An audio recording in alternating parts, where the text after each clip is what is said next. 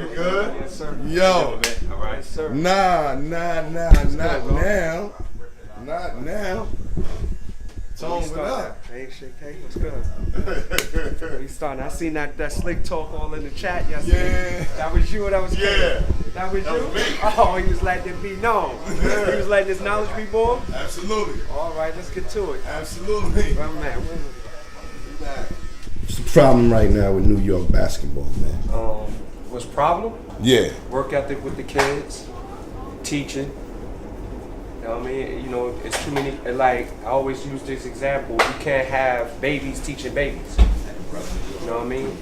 And that's the problem with New York City basketball. You got babies teaching babies. I just came from Maryland. All the OGs is coaching the team. You know what I'm saying? And they, you know, they bringing the young boys on, but the young boys gotta learn. Right in New York, all you gotta do is you grab a young kid and say that's your kid, and then all of a sudden, they give him an AAU coaching job and he not even ready. He ain't even paying no dues. You know what I mean? He ain't paying no dues. Let's go back to high school days. You know, I followed you for a while. Yeah. I got a question.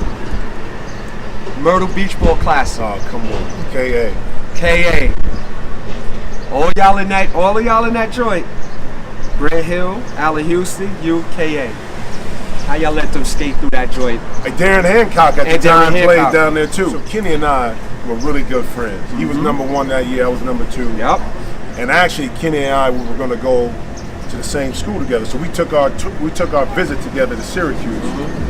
And we were going to go to North Carolina, Georgetown. But so we get to the championship game, which Kenny and them won like the last 2 or 3 years at Archbishop Malloy. And I was telling our guys, I said, whatever you do, I thought our team was better all the way around. Facts. But they had Kenny. I said, whatever you do, just try to keep them in front of you and don't reach. Because if you reach, you go beat us. Well, 40 points later, you know what I'm saying? Kenny was like going around us because they didn't see it. I don't think people understand how good Kenny Anderson was back then because we didn't have social media. It was me and my guy Tooth. We was the only dudes that had the videotape copy of that all 4 games. And I think y'all beat, who y'all beat? We ended up we beat Dan Hancock's team and Allen Houston team. Yeah, And then Kenny beat Grant Hill's team, Yep. and then y'all met in the championship. And I remember that day, and I was like, damn, all 5 of these dudes, top dudes, and I'm like, damn. And you know, everybody we knew who Jim Jackson was because we thought you was the modern day LeBron.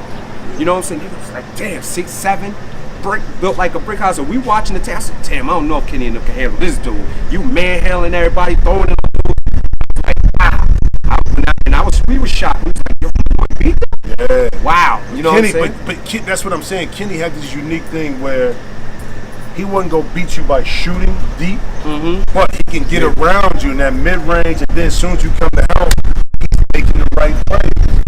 And that's the last part of a lot of point guards in regards to, yeah, I can score, but I can get my teammates in situations where they're gonna be successful, and ultimately, we're gonna be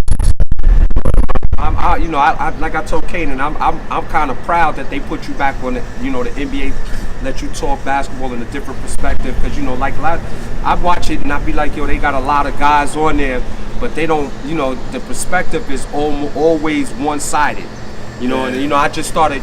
I'm like, wow, they got my man up there, Jim Jackson, on there. All right, let me see what he talking about.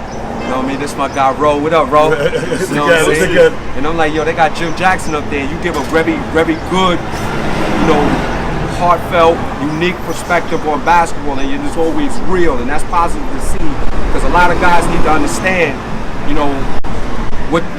that a lot of ball players that you came through the game and all that, y'all need to, they need to put y'all back in the forefront because y'all made the game. The game back in the 80s, 90s, early 2000s was top notch. This basketball right now is different.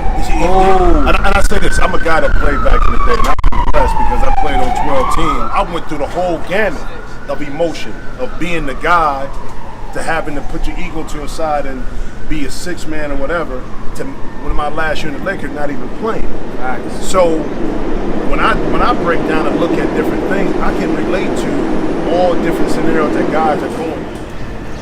You know what? I always the beauty about coming to New York too or just doing stuff like this, is just to sit and have conversations.